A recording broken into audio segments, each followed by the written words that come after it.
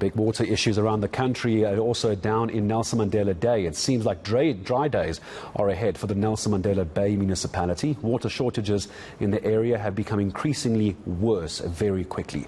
It's been predicted that the taps could run completely dry within a month as a result of constraints and capacity at local dams. Well, let's bring into the conversation David Raymer, a former Nelson Mandela Bay employee and consulting engineer, joining me on the show to talk about this. Hello to you, David. I really appreciate your time helping educate someone like me as to how we got to this point. This couldn't have come out of nowhere. This has been a long time coming. Yes, our drought started in November 2015. That was the last time our dams were full. So it's been coming a long time. It's one of the worst droughts in history for this area, and we're in a severe situation.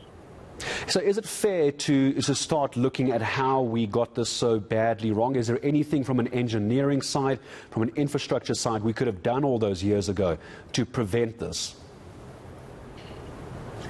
I think a lot of the problem was the insufficient budget to do some of the interventions.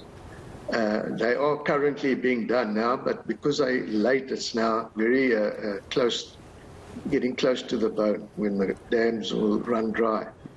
When we say close to the bone, David, when we talk about a day zero, I don't want to cause unnecessary panic, but as an expert in the field, would you say that the area is going to hit day zero?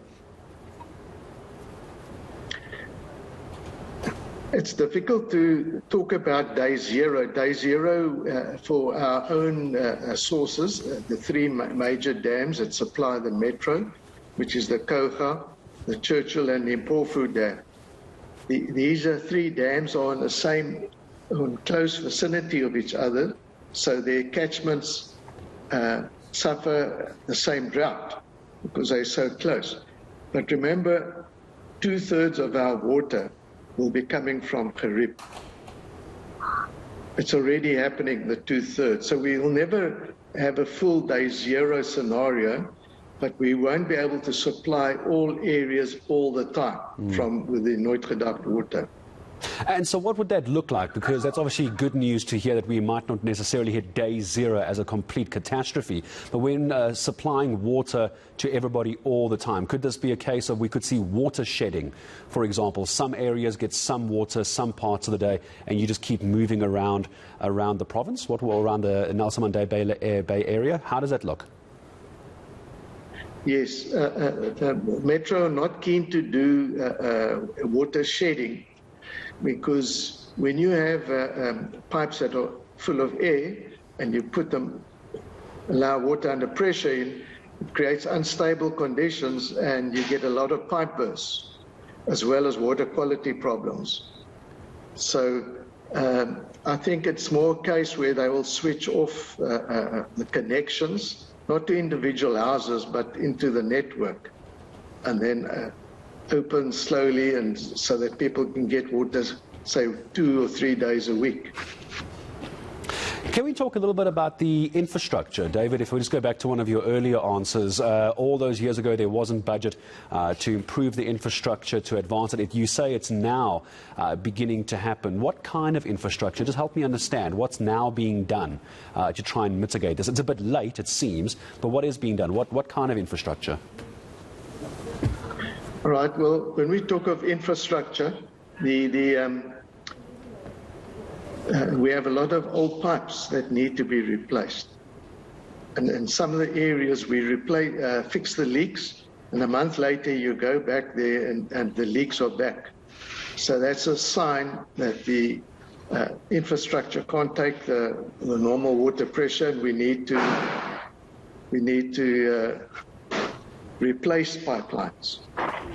And what length of time would you say it would take before we replace all the necessary pipes? Are we talking months? Are we talking weeks? Are we talking years? No, it'll have to be a long-term program, capital program, and so much budget allocated each year to do that.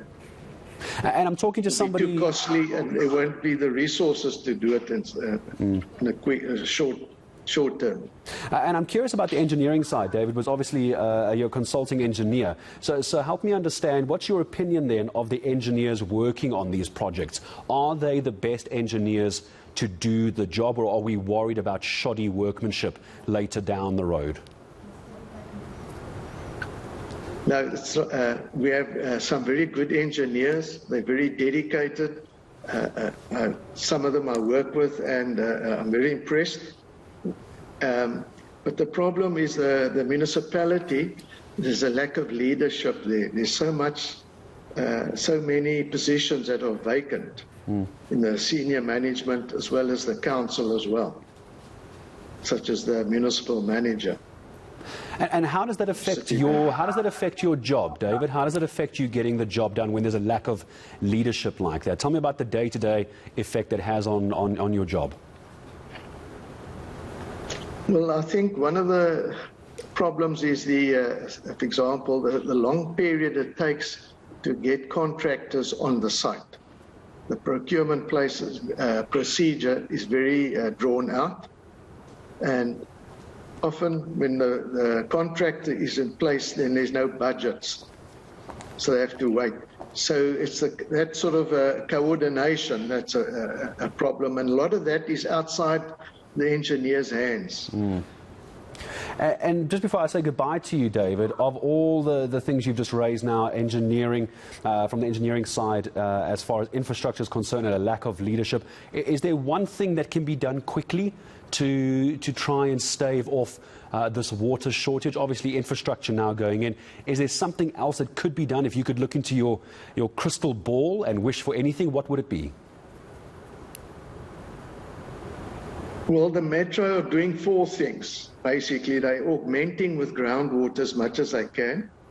So that is also only coming online in September, the Kugakop water treatment works, which will supply 15 megalitres a day. Then they've got some local sources which will supply another 10 megalitres. Then they are maximizing the water from Nooitgedam, but it's a single system, and there are 3 pump stations. So anything that goes wrong with those pump stations, outages, electricity outages, trips, vandalism's also been a problem on pipelines, and sometimes even lack of maintenance over the years. So these things all impact, and it means that supply can't be relied on 100% of the time.